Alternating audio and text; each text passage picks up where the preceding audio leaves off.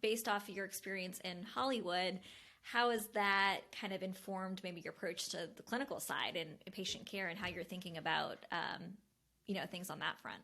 Medicine becomes so, as you go forward and all of these things, you can get very, very deep in your narrow specialty. And generally, medicine is an enormous specialty, psychiatry is an enormous specialty, but you can get very um, particular and narrow. And I think continuing to invite perspectives, understand things, especially from your patients and the people with whom you interact. I do find that these things.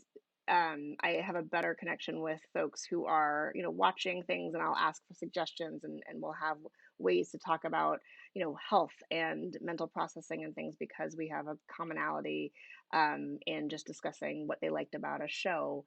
But I think also just being curious about the world.